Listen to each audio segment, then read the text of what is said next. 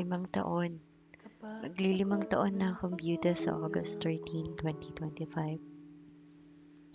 Maglilimang taon na akong pabalik-balik sa eksena ng bakit ako? Bakit ako pa? Paulit-ulit akong nagtatanong nito. Alam kong walang sagot sa tanong kung bakit. Ang alam ko lang, kailangan ko maging matatag para sa mga bata. Lumalaki na sila. Sobrang hirap para mag-isa. Mahirap magpakatatag sa labas habang sa loob mo durog na durog ka. Wala kang makausap, wala kang masabihan, wala kang makakwentuhan kung anong nangyari sa buong araw mo. Kung kaya mo pa ba, o susuko na lang. In short, wala kang kakampi. 4 kami dapat. Ito yung pangarap ko mula noong bata. 4 sana kami kung buhay pa siya. May katuwang ako dapat sa hirap na pagpapalaki at pag-aaruga sa mga bata. May kasama sa saya at lungkot. May kausap. May kapalit pag ayaw mo muna magtrabaho at magpahinga kahit saglit lang. May kasama kapag may sakit ang mga bata. May kasamang magdesisyon kung i-admit ba yung bata o sa bahay na lang magamutan. Aligaga ako kapag may sakit ang mga bata. Mga simpleng desisyon na hindi mo maisip kasi nga aligaga ka na. Yung may ka-chip in ka sa lahat ng gastos. Ito talaga yun. Ang hirap mag-budget lalo na kung wala ka namang babudgetin. Mag-astos pa man din ako sa pagkain. Ito na lang kasi yung reward ko sa sarili ko. May kasama magdisiplina sa mga bata. Minsan, ang hirap nila pasunurin na kahit na ayaw mong mamalo ang ending, masasaktan mo sila emotionally and physically kasi ikaw din pagod na mentally. 3. Oo, 3 na lang kami. Si ate, si bunso, at ako. Maagang nag-mature si ate. Siya yung umaalaw sa akin kapag malungkot ako, kapag umiiyak ako.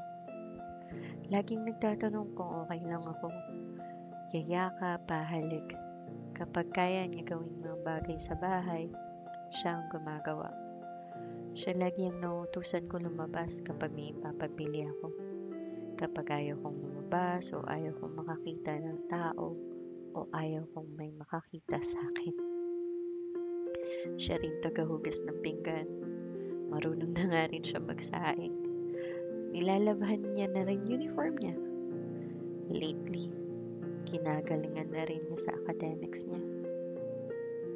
Hindi ko rin kasi siya matutukan sa pag-aaral niya.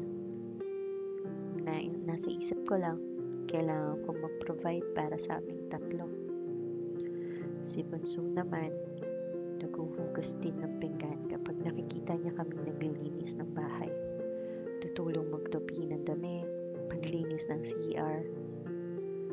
Oo nga pala, 3 na lang talaga kami. 2. 2 lang talaga ang pangarap kong anak. Isang babae at isang lalaki. Pero 2 silang babae. Siguro mas ayos na din to. Kasi lumaki naman ako na 5 ang kuya ko.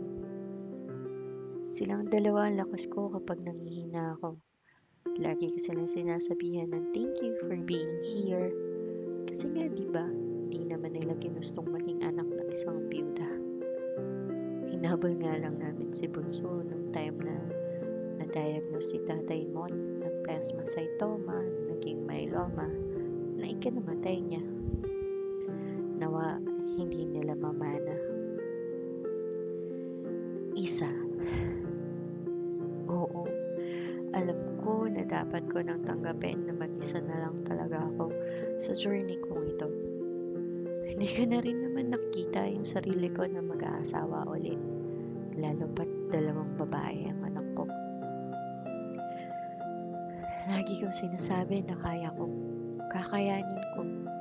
Basta lagi ko lang kasama ang 2 anak ko.